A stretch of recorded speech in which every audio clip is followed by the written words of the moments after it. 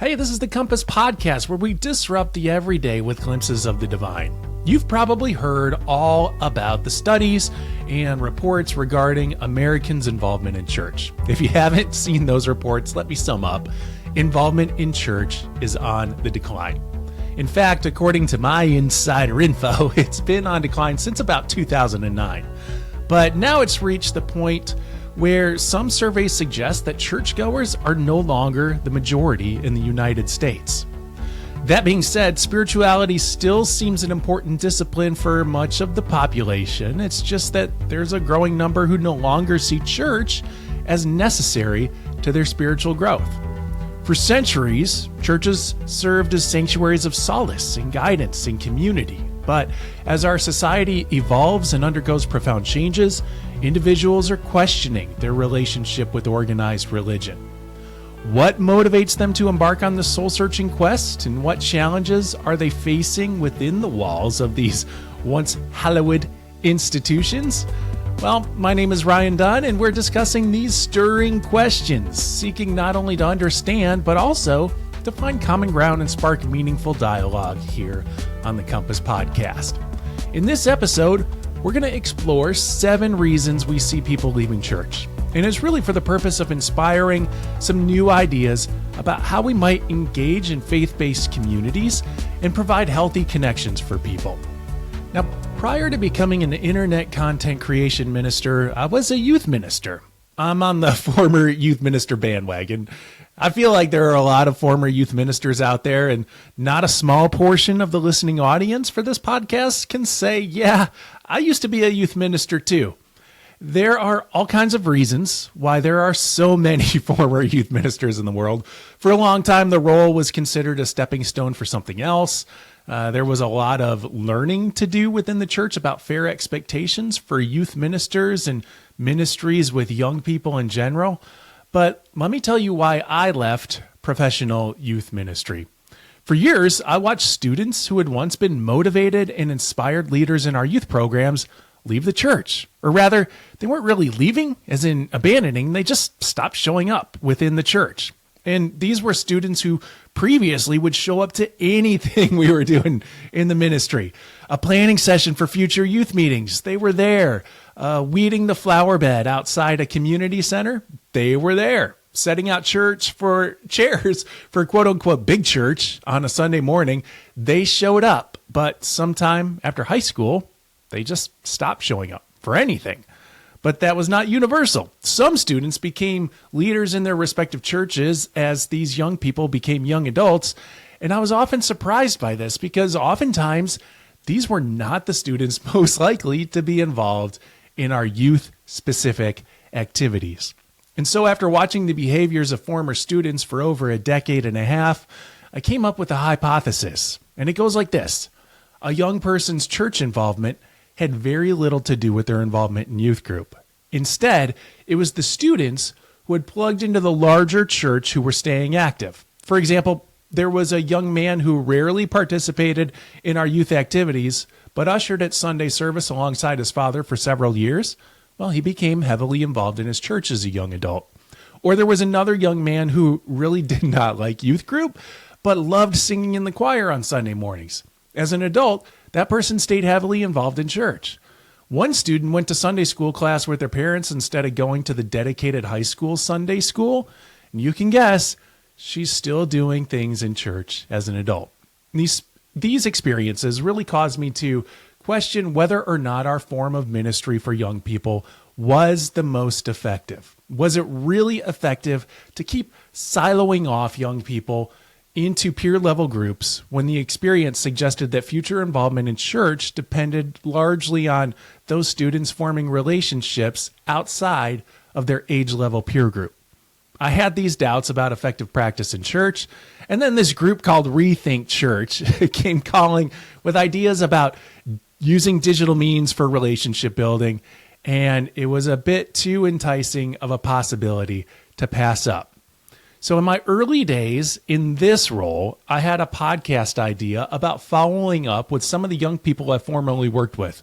And I recorded several episodes with former students about their experiences with church after high school. I would say that most of these young adults were no longer engaged in the church community. And most of those who were unengaged supplied a pretty simple explanation for their disengagement. And it's going to sound familiar. And it goes like this. When I was in high school, many of my friends were part of the youth group with me. But after I graduated, I moved on to different friendships. And those friends aren't engaged in a church community. So in high school, they said, quote, I needed youth group for my friendships. After high school, I've found friends in other ways. And that introduces reason number one, people aren't coming back to church. Their friends aren't part of church. And I see this as a result of our societal practice of constantly siloing young people into age-specific peer groups, especially during their formative teenage years, when they're supposed to be learning about what it means to be adult, right? Did you know that teenage is a relatively new development? At the turn of the previous century, you were either a child or you were an adult. There wasn't this nebulous state of in between that we've nominated to be teenagery now. And now we have to separate this strange new life phase from the children and the adults, because their independent push for agency might infect the children. And because their push for independence and agency might annoy the rest of the adults, right? I'm not sure there's an institution in which this societal separation is more evident than in the American church, where in many congregations you can find both spiritual education and worship separated by age distinction. We've encultured young people to stay isolated in groups of peers. And if that group of peers is disconnected from the church community, then young people will stay disconnected from the church community as well. The fix within the church is to be very deliberate about how we involve people in the whole practice of the church. I'm not going to say that we need to blow up or erase all the youth ministries, but it might pay to shift our focus of youth ministry away from growing the youth group and towards an intent to engage young people in the full life of the church, especially alongside mature adults. There's a second thing I heard from the young adults who I interviewed about church involvement, and it really relates to the first reason, but it deserves its own distinction. They told me they really just weren't confident that if they ever were to bring their new friends to a church, that it would be a safe community for them. Reason number two people are leaving is because the church has a rap regarding making people feel unsafe. Right now, there's a series of documentaries that are getting some pretty wide notice, and they are all about abuses committed by church leaders. In one of the docs I saw, the producers interviewed a panel of former church participants, and it was telling that a number of them expressed a commitment to faith, but also vowed they would never be part of a church again. There's not a quick fix to this perception. Instead, we have to disrupt the narrative of abuse by making sure that abuse, in fact, stops. And that means seriously addressing the systems that allow for a proliferation of abuse. So we need to make sure that institutionally there are checks and balances in place to keep leadership accountable. At a local church level, that means making sure that there are policies and procedures present that discourage situations where and when abuse can easily occur. It also means training leaders about the role of power in abuse. We can further disrupt the narrative by letting people know what lengths we are actually taking to care for the vulnerable in our midst. For example, as a clergy person in the United Methodist Church, I often have to complete training sessions regarding types of abuse, appropriate responses, and reporting procedures. Before I was ordained, I had to go through a series of psychological evaluations, in part to make sure that I was safe for ministry and leadership. People would be reassured to hear the actions our churches are taking to ensure a community of safety. In fact, I've had 2 rather drawn-out Twitter conversations with curious people who wanted to know what policies were in place for training our clergy people for dealing with abuse and reacting to trauma. What if in our About the Staff sections of our church websites, we included that, for example, Pastor Smith went to Superba Divinity School and has completed the Safer Sanctuaries Level 2 training for community safety and abuse prevention? I'll tell you, I've heard of some ministry leaders who look at these trainings as merely a hoop that they have to jump through. But if they had to list them as part of their professional credentials, well, they might take them a bit more seriously. And one more thing we can do to disrupt the narrative of abuse, besides, stopping the abuse, is to take our language of hospitality a step further. We're not just going to tell people they are welcomed. We're going to tell them that they are safe. Several years ago, I sat down next to an elderly gentleman at a church luncheon, and this was in my youth ministry days, and we expectedly got talking about the young people of the church and then talked about the young adults who were missing from church. We talked about some of the ways our specific congregation was trying to make inroads with the young families of our community. And then this gentleman said something that floored me. He said, and I quote here, "The problem is that we're fine with people participating only as long as they're willing to become just like us." Behind our church signs that say all are welcome here is this exact message. It's an expectation that anybody can come and sit in the pews, but anything else requires conformity or worse, a denial of one's nature. It's not enough to say you are welcomed or you are invited. We also need to say you are safe and then back that up in action and practice. And that means embracing all kinds of diversity in community leadership. Let's move on to the next reason people are leaving church. Actually, these next two are linked together as well, but let's start with this: the denunciation of skepticism. This is in opposition to embracing skepticism as a means towards refinement. A large part of my professional role right now is social media management. You could say I'm a bit of an internet troll, as I often engage in social listening to get a grasp on what issues or questions people of faith are engaging with. And it seems that whenever someone brings up an honest question of faith, and most often this question comes out of an authentic experience, well, then a whole host of voices will turn up to dismiss the question.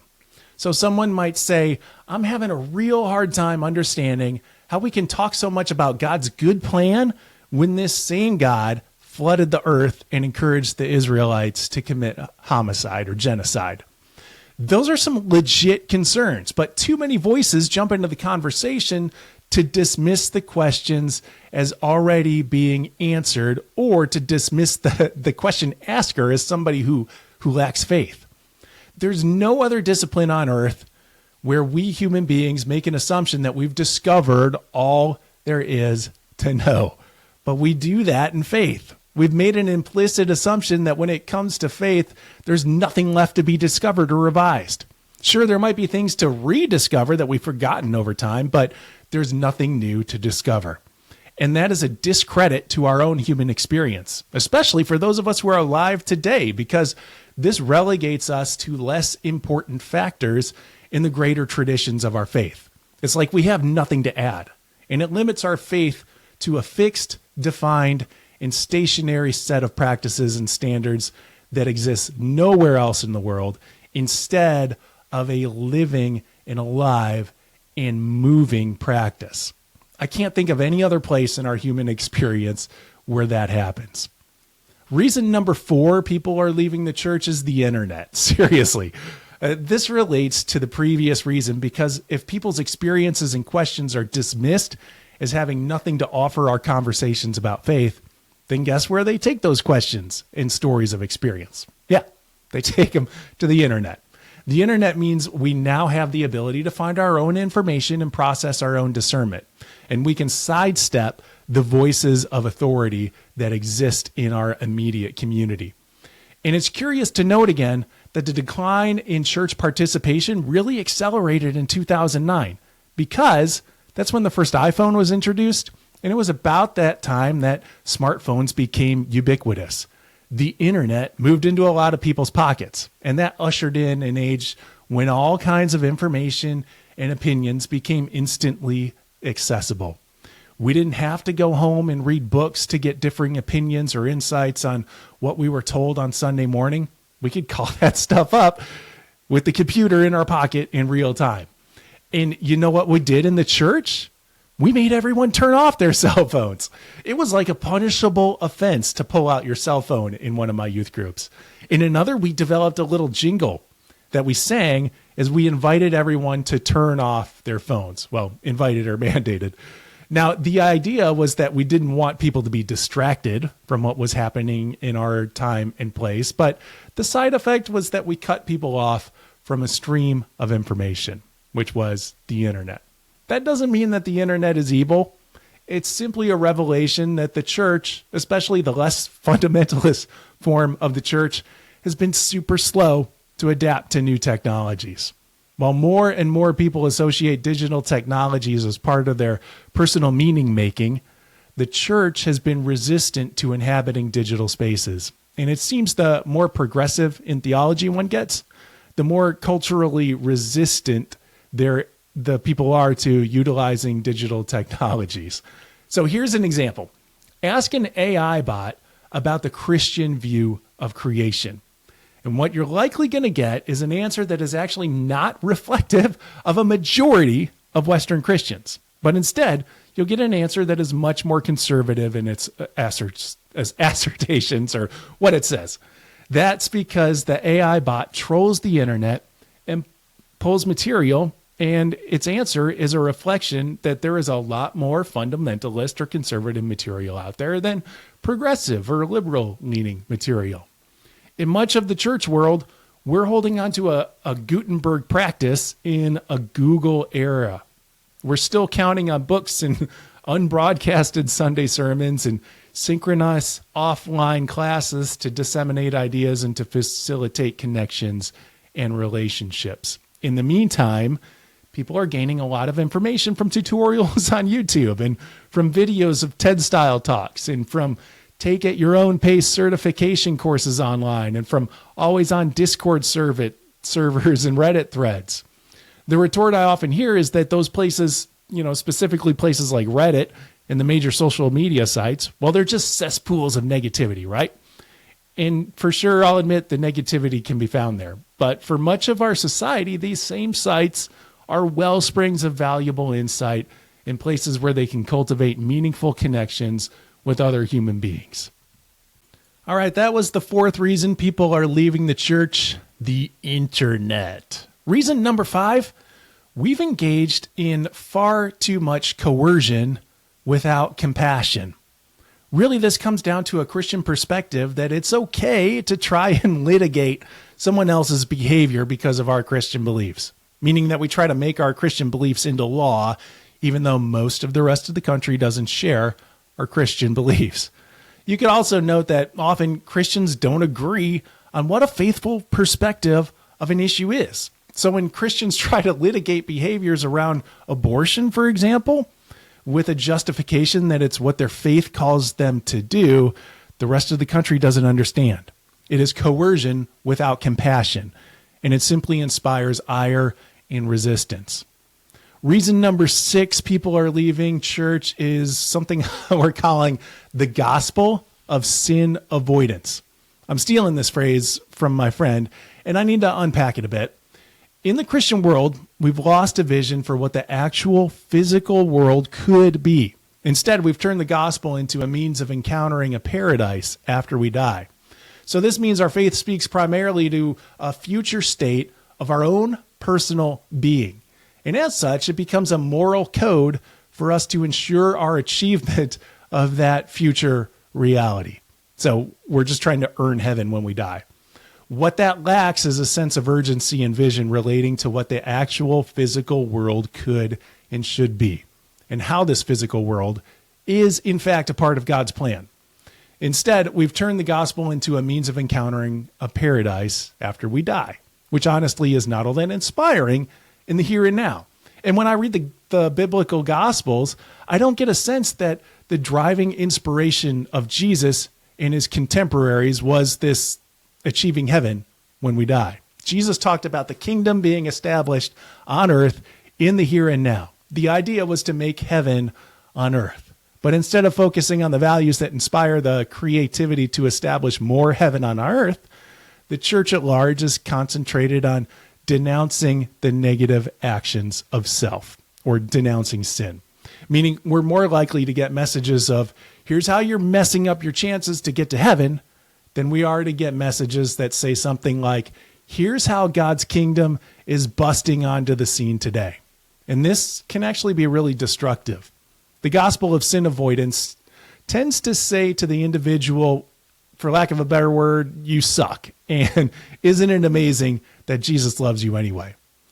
Whereas there's something freeing in a gospel message that says God loves you because you are an awesome creation, and God's love is going to take all of humanity to a place of contentment and fulfillment. I suppose reason number 7 builds on reason number 6. In the end, they found their church experience to simply not be valuable to daily living. And this can show up through a number of symptoms. One symptom is that people complain their church doesn't talk about the issues. These are often churches who are tongue-tied by a fear of upsetting some people if leadership shares opinions on high or hot topic issues. And I guess this is really a catch-22 because I've been in these churches. And for sure, if leadership expressed themselves fully, some of the congregation would leave. But also, some of the congregation was in the process of leaving because they didn't hear about real-world issues from the pulpit. So that's a tough one. I recently overheard a conversation about advertising and how there's been a shift in recent years from advertising about features to advertising about experience. Much of the church has not made that shift. And I'm not really talking about advertising anymore. I'm really talking about practice. So for much of my professional church career, the thought was that if you wanted to attract and engage certain people, you needed to offer the right features like contemporary worship or even a digital worship service. Well, people today are less concerned about the features. So another symptom of this reason might sound like people are complaining that the church is inauthentic. The counter or remedy to this symptom might be to focus on the experience of being church and to lean into what church essentially is, which is a group of people who serve their community together, who worship God together, and who grow in understanding of faith together. And I suppose this is really a move from a program-focused ministry to an experience-focused ministry, or even a person-focused ministry. In the end, it's important to note that while these are all common reasons, many others continue to find deep meaning and satisfaction within the Christian church. And the decision to leave or stay in a religious belief system is actually a highly personal one, and therefore there are a lot of variations in this. And it's influenced by a range of factors unique to every individual. So if you have thoughts, questions, or a personal experience that you'd like to share, we encourage you to reach out to us through our email, which in this case is rethinkchurch@umcom.org. Your stories matter and your voices deserve to be heard. That being said, when I talk about we, it's just me on this podcast. So Michelle Maldonado is going to be joining us again soon. She's out and abroad, and we'll definitely be bringing some stories back for us to hear about how church is being experienced across the world. If you could use a little more inspiration after this episode, well, then check out our special Faith in Action episode from April of 2023. It's a story of church in action.